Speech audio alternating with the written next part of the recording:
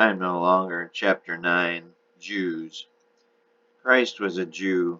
Virtually the entire Old Testament is a historical chronology of the Jewish nation, God's chosen race, or we might say the race that chose God. Beginning with Abraham, the Old Testament leads us through the lives of his descendants, down through Moses, David, and ultimately the Son of God. Judaism by this juncture had fallen so far away from God's intended plans that God finally had to turn to other peoples for help. The ultimate slap in the face, if you will, was the abandonment by the Jews of God's only Son. This resulted in the crucifixion of Jesus and forced God to abandon the Jews as his chosen nation. From another perspective, with the fall of Jerusalem in 70 A.D., the nation had no remaining homeland. Its capital, its glory, was gone. The Jewish people were forced out of Judea and were scattered over the earth. Today we find them in every land, scattered as seed over the face of the earth, as God has foretold. God disbanded the Jews as a nation, but he continued to support those faithful to him. God, due to the murder of his son, was forced to shift gears and raised up the early Christian church. He chose early Christian leaders from the followers of Jesus when he was on this earth. The history of this group is covered in detail in Prophecy 1, the first of John's prophecies, beginning in Revelation 2. What then becomes of the Jewish people scattered over the entire planet? God discusses this in Revelation's prophecies. He asked John to measure the temple of God and its people.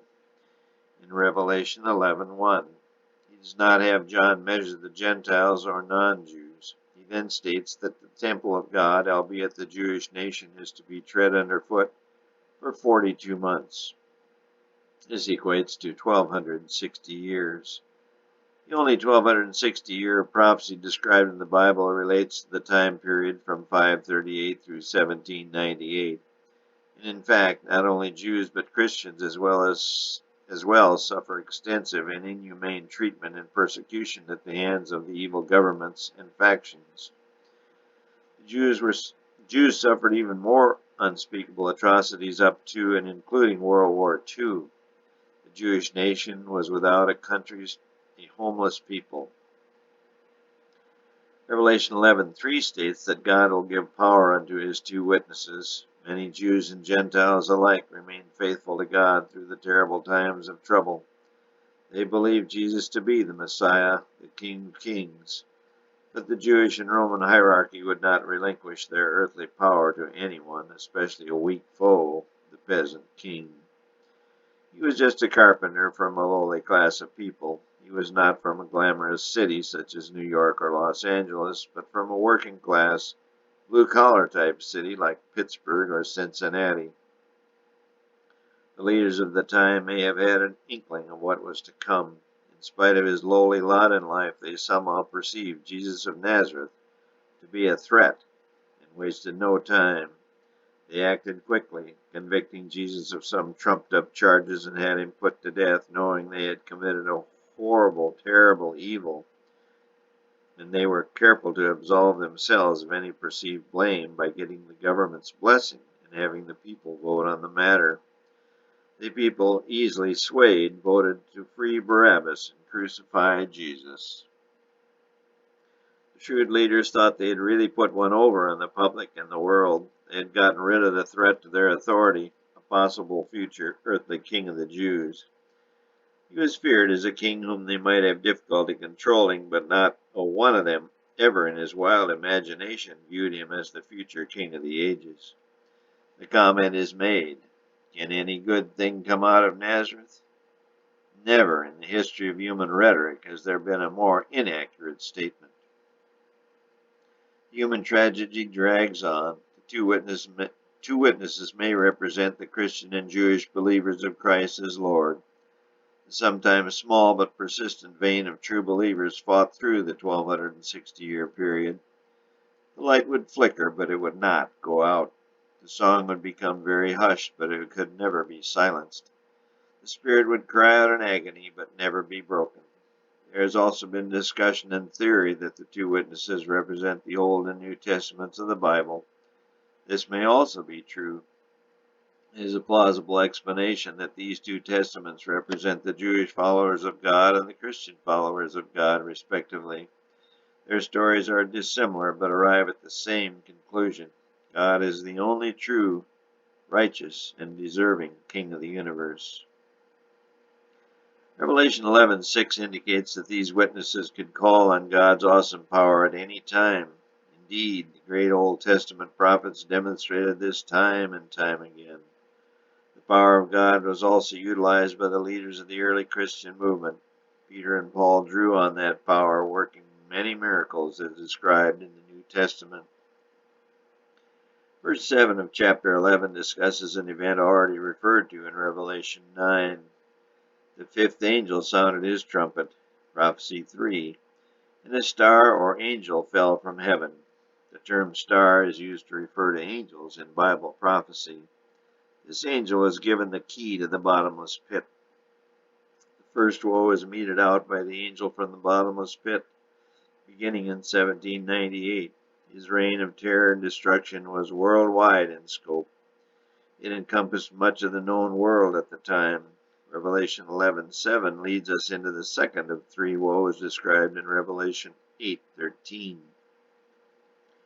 Revelation 11:1 and 2 gives us a picture of the Jews as a nation. They are trampled underfoot for 40 and 2 months, or 1260 years.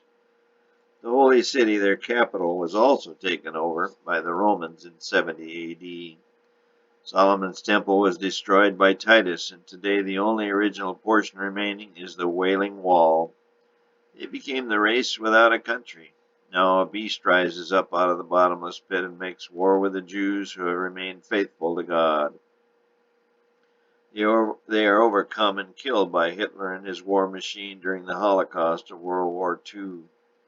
Verse 8 states, "Their dead bodies shall lie in the streets of the great city." Verse 9 continues, "The people and kindreds and tongues and nations shall see their dead bodies 3 days and a half, and shall not suffer their dead bodies to be put in graves." But a classical, concise, and accurate description of the Holocaust of World War II, using the equation of a day equals a year, this woe would have lasted 3½ years. From the time that World War II actually became a truly global war on December 7, 1941, until the victory over Europe in May 1945 is 3½ years. As we have seen time and time again, prophecy is astonishingly accurate. Almost every human being has seen pictures of Jewish bodies being piled in ditches and open graves. There was no time or manpower to bury them all, yet Germany rejoiced at a victory after great victory. Only at war's end was the awful truth exposed. At no time in this earth's history was there ever a more despicable act of such magnitude. Revelation is a small book by world standards. Authors of history have written volume after volume about this world's events. Massive texts abound in the libraries of this planet. His servant John the Revelator details Earth's history in just 22 short chapters.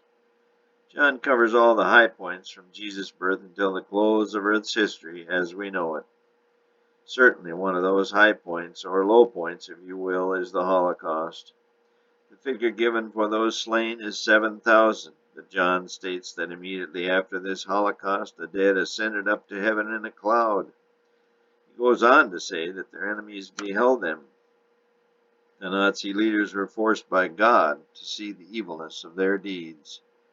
God let them know on the spot that He will protect and reward His followers. I'm sure that Adolf Hitler and all those responsible will never be able to blot out the sight of that great resurrection from their minds. God always emphasizes the important, and He punctuates this event with an immediate resurrection of the murdered Jews. He allowed the devil, his evil angels, and the Nazi hierarchy to witness His unfailing love for His children. Again, utilizing the prophetic equation 1 equals 1,000, the number of slain Jews would be 7 million.